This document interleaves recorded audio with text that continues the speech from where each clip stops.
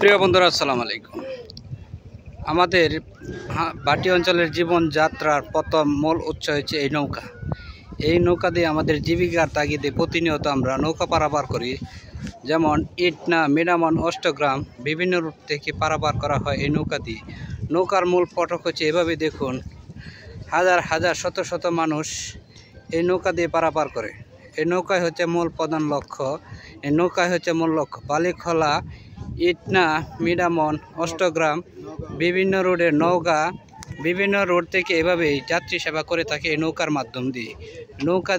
নৌকাটা হচ্ছে মূল লক্ষ্য, মূল বাহক। প্রতিনিয়ত তারা এভাবে নৌকা দিয়ে দেখুন হাজার হাজার মানুষের জীবিকার তাগিদে বিভিন্ন জেলায়, যেমন কিশোরগঞ্জ যেতে প্রধান নৌকাটায় ব্যবহার করতে হয়। এভাবে প্রতিনিয়ত আমরা নৌকা দিয়ে পারাপার করি। ইটনা, মিরামন, অষ্টগ্রামের লোকগুলা নৌকা দিয়ে পারাপার করে থাকি। এই যে দেখুন প্রিয় বন্ধুরা, এই যে দেখুন কত রিস্কের মাঝে আমাদের জীবন পার করতে হয়।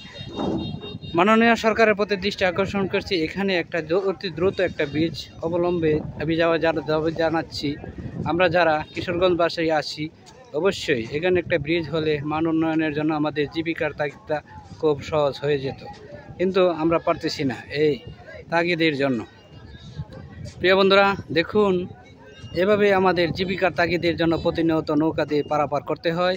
এটাই হচ্ছে আমাদের মূল লক্ষ্য। আসুন আমরা সবাই দাবি তুলি সরকারের, মাননীয় সরকারের প্রতি। এখানে যদি একটা ব্রিজ বা খালবাট হতো, আমাদের জন্য সর্বোচ্চ একটা উত্তম ব্যবস্থা করা হতো, কিন্তু আমরা পারতেছি না। দেখুন, সরকারের প্রতি আমরা জোরালো দাবি জানাচ্ছি।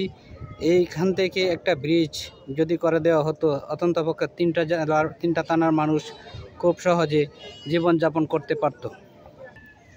এভাবে নৌকা দিয়ে পারাপার করতে হয়। দেখুন, এইটাই হচ্ছে আমাদের জীবনের মূল লক্ষ্য। প্রত্যেকটা মানুষ এভাবে নৌকা দিয়ে পারাপারের মূল হতে হচ্ছে নৌকা।